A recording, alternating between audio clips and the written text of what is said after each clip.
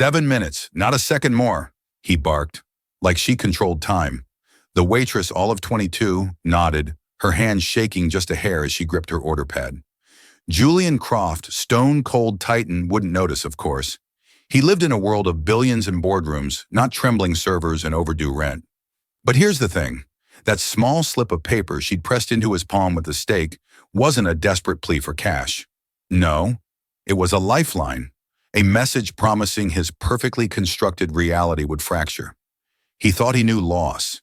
He was wrong.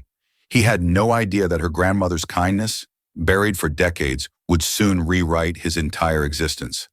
A kindness he'd forgotten or never truly understood. 7 minutes, not a second more, he barked, like she controlled time.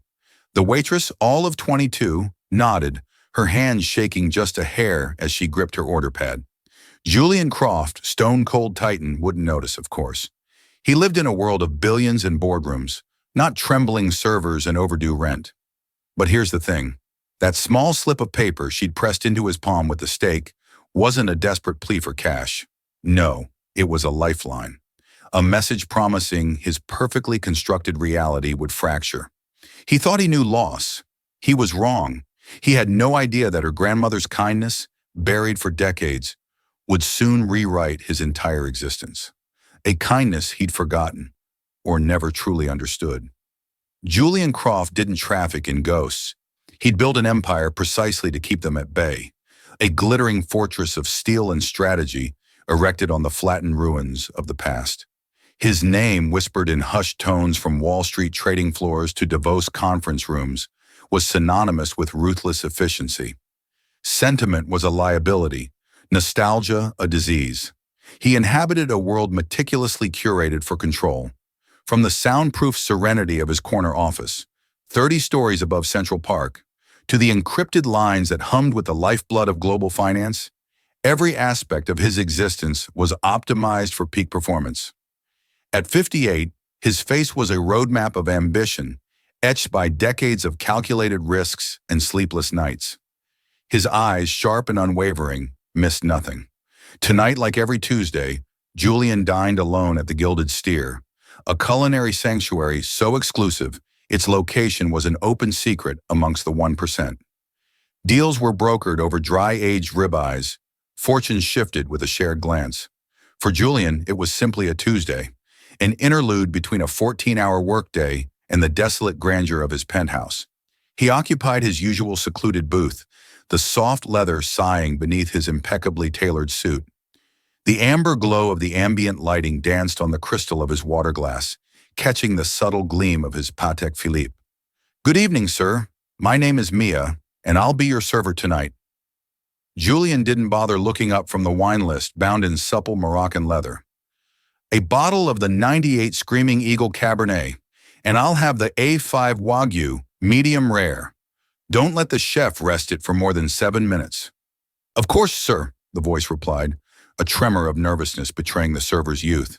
He registered the slight waiver, dismissed it, and returned to the data streams flickering across his tablet screen. For 20 minutes, he commanded markets with a flick of his thumb, his focus absolute.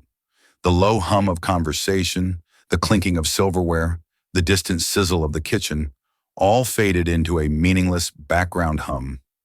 Mia returned, her movements practiced but still radiating an almost palpable unease. She presented the wine with exaggerated reverence, decanting the deep ruby liquid with a hand that trembled almost imperceptibly. Julian offered a curt nod, his eyes never leaving the screen. When the steak arrived, it was perfection. A flawless slab of marbled beef, seared to a perfect crust, the center a warm, vibrant pink. A testament to craft and quality, values Julian understood implicitly.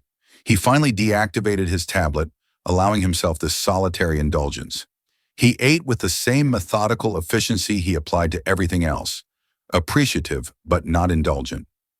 As he savored the last bite, Mia reappeared to clear the plate. "Was everything to your satisfaction, Mr. Croft?"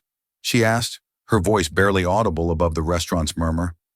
He was momentarily surprised she used his name, but dismissed it as a standard perk of the exorbitant prices. "It was acceptable," he replied. his highest form of praise. He reached for his wallet, a slim rectangle of black crocodile skin, intending to leave a generous tip. It wasn't kindness, but a calculation. Expected. As she reached for the plate, her fingers brushed against his. A fleeting, accidental contact. Yet it felt like a jolt of static electricity.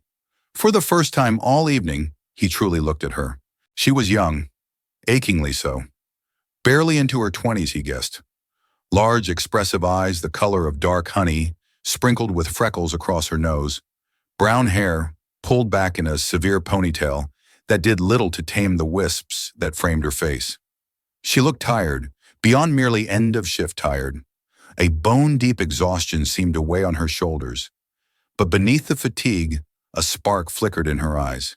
Fear? Defiance? Her hand trembled as she placed the bill folder on the table. "Thank you for dining with us, sir." As she pulled her hand away, something remained.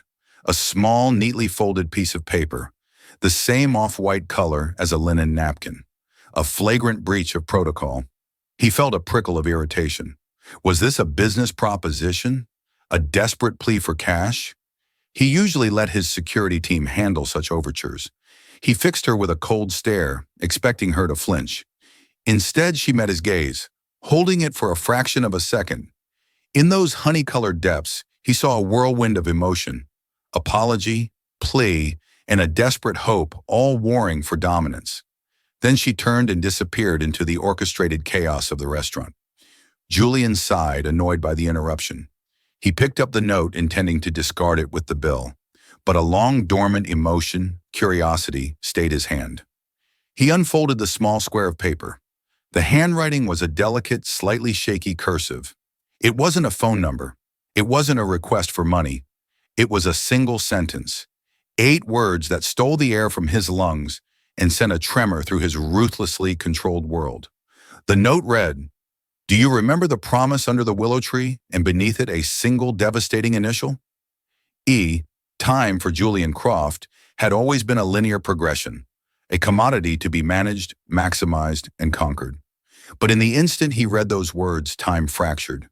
The present, the opulent restaurant, the half-empty wine glass, the scent of seared beef and old money, receded into a distant hum. He was no longer in a Manhattan steakhouse.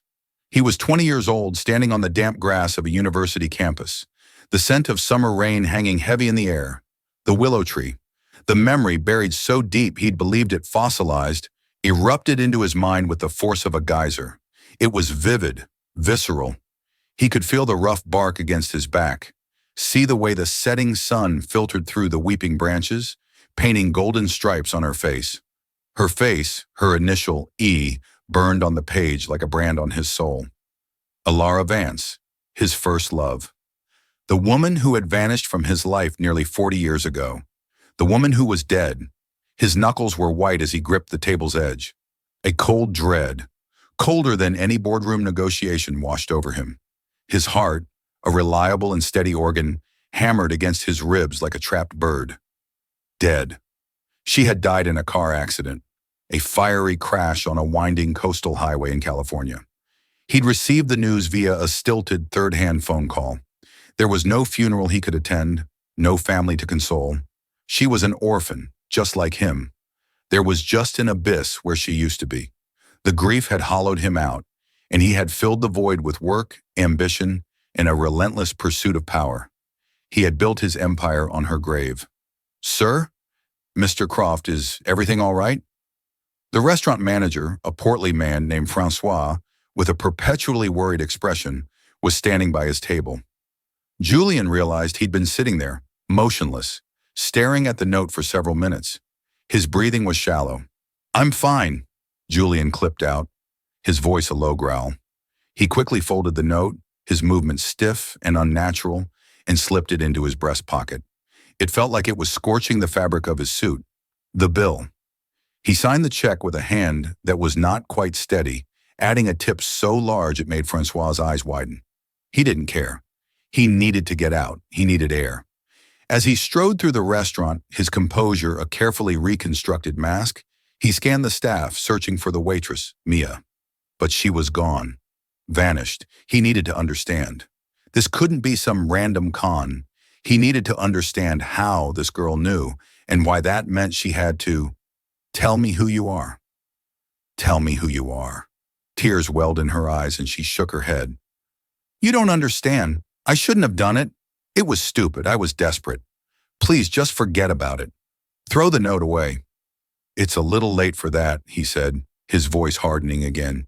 You opened a door I thought was sealed forever. You don't get to close it now. Who is he? Her resolve crumbled. A single tear traced a path through the faint dusting of flour on her cheek. It's who you think it is, she said, her voice cracking. It's my grandmother, Ara. Julian felt the ground shift beneath his feet. Hearing the name spoken aloud connected to this young woman made it terrifyingly real. Your grandmother is alive? Mia. Amelia nodded, wiping at her eyes with the back of her hand. Yes, she's alive, but she's sick. Very sick. And we are out of money. The insurance ran out. The hospital was going to move her to a state facility, a place people go to die. I was desperate. I saw your name on the reservation list. I knew who you were.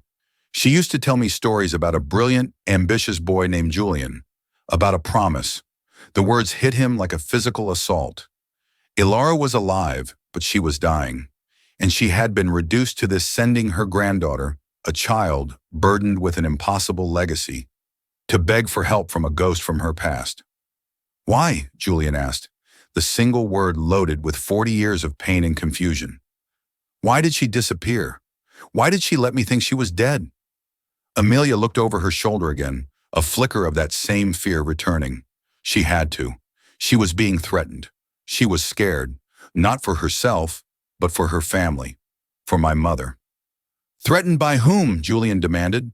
The story was spiraling, getting darker and more complex with every sentence. Amelia hesitated, chewing on her lower lip. She never told me everything, just that it was someone from your world, someone from the very beginning of your company, someone powerful and ruthless. Julian's mind raced, sifting through the ghosts of his early career. There were dozens of rivals' enemies he had crushed on his way to the top. But who would threaten Ara? Why? It made no sense. I need a name. Amelia. She made me promise not to say, Amelia whispered. He's still out there, still powerful.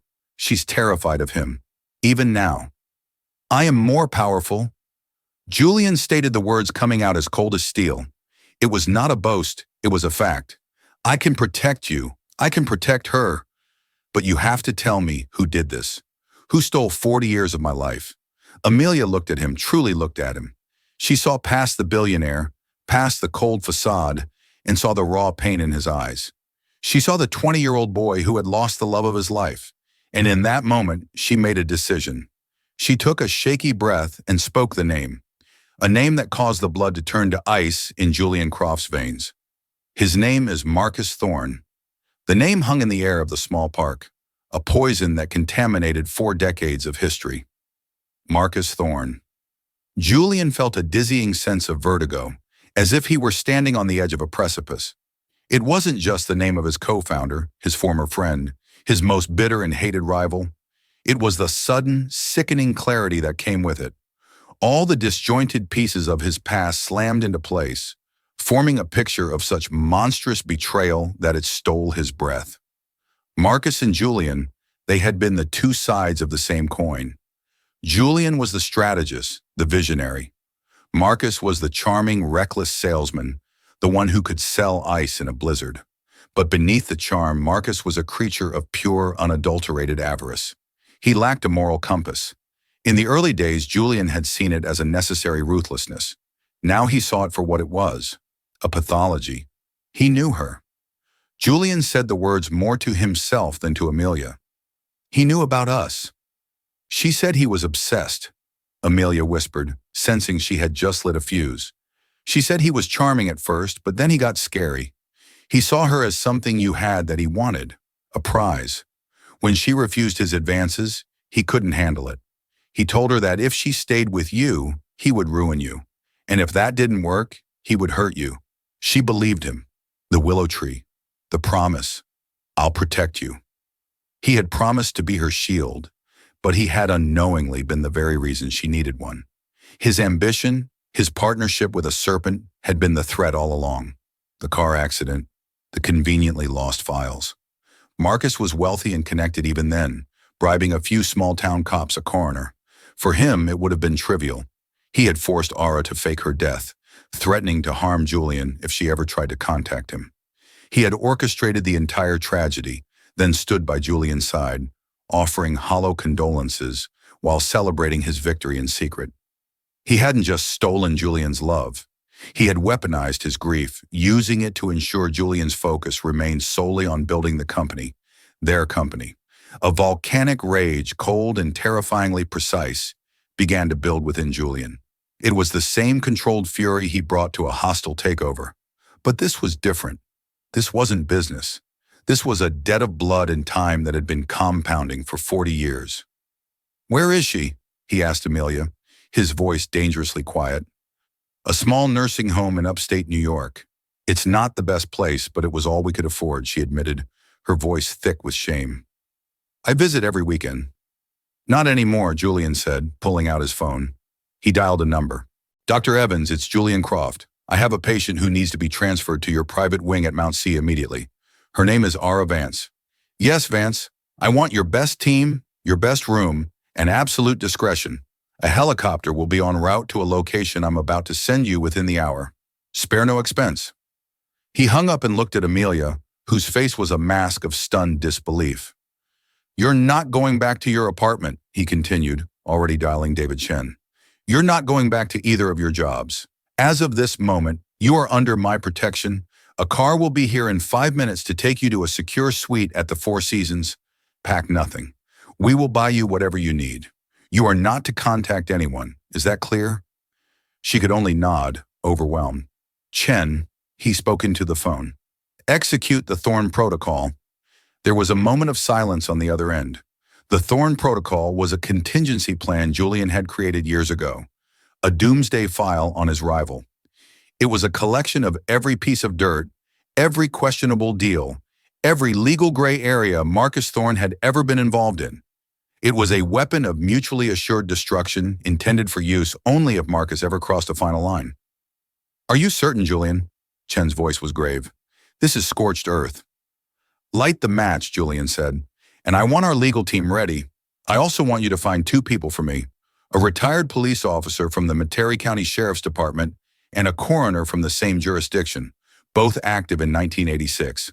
Find them. Offer them anything. Money protection and new life. I want them to talk." He ended the call. The gears were in motion. The full crushing weight of Julian Croft's empire was now being aimed at one man. This would not be a quick battle. It would be a meticulous, systematic annihilation. "What are you going to do?" Amelia asked, her voice trembling.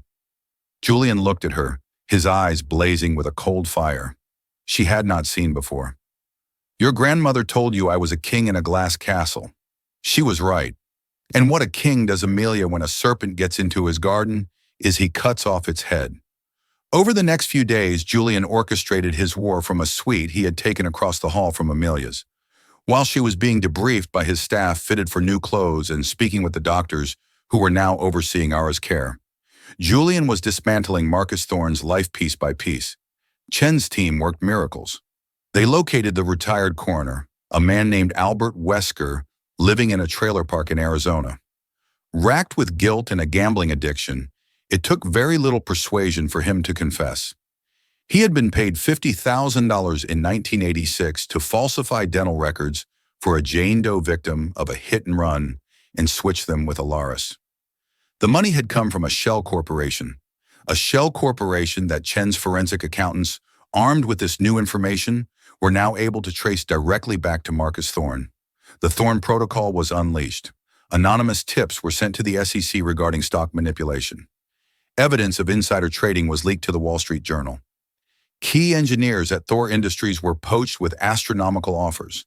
A major European contract Thorn was about to sign was suddenly and inexplicably canceled after the CEO received a dossier on Thorn's unethical labor practices in Southeast Asia. Marcus Thorn was bleeding, and he had no idea where the attacks were coming from. He was flailing, his paranoia growing. He was calling Julian, leaving furious accusatory voicemails. Julian ignored them all. He would not give Marcus the satisfaction of a confrontation until the time was right. The final piece fell into place on a Thursday afternoon. Amelia, looking through a box of her grandmother's old things that had been brought from the nursing home, found a small leather-bound journal. Most of it was filled with sketches and notes about art, but in the back there were several pages written in a frantic, terrified scroll. It was Laura's account of her last days before she died. It detailed Marcus's threats, his chilling words, his specific demands. It was a confession written by the victim. It was the nail for the coffin. Julian had the journal authenticated. Now he was ready. He sent a single text message to Marcus Thorne. "My office, within 1 hour. Come alone." He was going to enjoy this. Marcus Thorne strode into the lobby of Croft Innovations like a conquering general. But Julian, watching on a security monitor from his 80th floor office, could see the cracks in his facade. The arrogant swagger was still there, but his eyes were constantly scanning. His jaw was tight, and there was a sheen of sweat on his brow. He was a predator who sensed a trap, but was too proud to avoid it. Julian's office was a monument to minimalist power. It was vast and uncluttered, with one wall made entirely of glass, offering a breathtaking panoramic view of New York City. The only furniture was a massive obsidian desk and two starkly elegant chairs facing it. Julian sat behind the desk, not in his usual high-back throne, but in a chair identical to the visitors. He wanted them to be on equal footing for this. He wanted to look Marcus directly in the eye. The door opened and Marcus entered, flanked by two of his own bodyguards. David Chen and another of Julian's men stepped forward, blocking their path. "Mr. the Croft is expecting Mr. Thorne alone," Chen said, his voice flat and unyielding. Marcus waved his men off with a flicker of irritation. "It's fine," he snarled. The door closed, leaving the two men alone. The silence in the cavernous office charged with 40 years of animosity. "Julian!" Marcus began, his voice a low growl as he paced in front of the desk. "Whatever game you're playing, it ends now. My company is under attack. My life is being systematically dismantled. I know it's you. This has your stink all over it. Cold, precise, cowardly." Julian remained silent, his hands resting calmly on the desk. He simply watched Marcus, letting his rage and paranoia fill the room. "Is this about the Henderson deal?" Marcus spat. "Or is this just your ego so fragile that you can't stand to see me succeed? After all these years, you still can't get over the fact that I built my own empire after you threw me out of yours." "Sit down, Marcus," Julian said. His voice was quiet, but it held an authority that made Marcus halt his pacing. He glared at Julian for a moment before sinking into the chair opposite the desk. "Talk," Marcus demanded. Instead of talking, Julian tapped the surface of his desk. A holographic display shimmered to life between them, showing a high-resolution scan of a page from a journal. It was handwriting. Marcus's eyes flickered toward the display. A tiny, almost imperceptible muscle twitched in his cheek. He feigned indifference. "What is this poetry?" "It's a confession," Julian said softly. "A very detailed one about a young man who was so twisted by jealousy and entitlement that he threatened to destroy the woman he supposedly wanted and the man she loved." Julian tapped the desk again. An audio file began to play. It was the scratchy recorded voice of Albert Wesker, the former coroner, detailing how he was paid to switch dental records on a Jane Doe to fake a death. Marcus's mask of arrogance began to crack. The blood drained from his face, leaving it a pasty gray. Old stories, hearsay from a degenerate gambler. "This is pathetic, Julian. This is what you have." "It's a start," Julian said, his voice remaining chillingly calm. He brought up a new file, a complex web of financial transactions, tracing the $50,000 bribe from Marcus's offshore account to Wesker. "The SEC will find this particularly interesting, especially since that same account was used for the insider trading you committed last year." Marcus stared at the evidence, his breathing growing ragged. He was trapped. He knew it. The predator was finally in the cage. Marcus whispered the name, sounding like a curse on his lips. "She's alive." It wasn't a question. It was a horrified realization. "Yes," Julian said, and for the first time, he allowed the raw glacial fury to show in his eyes. "No thanks to you. You left her to rot. You let her live in fear for 40 years while you built your fortune on the company we started. You stood next to me and pretended to mourn her. You don't understand, Marcus stammered, his bravado completely gone, replaced by the desperate panic of a cornered animal. I loved her. You were going to drag her into this ugly world. I was protecting her. You loved what she represented, Julian roared, slamming his hand on the desk, the sudden violence making Marcus flinch. She was a possession, something I had that you coveted. You didn't protect her. You put her in a cage. You buried her alive. He stood up and walked to the window, his back to Marcus. For 40 years I've carried that grief. It was the engine of my success. I built this entire world, he said, gesturing to the city below on a foundation of her memory. And you knew it was all a lie. What do you want, Julian? Marcus asked, his voice weak. Money. You have more than God. My company. Take it. It's yours.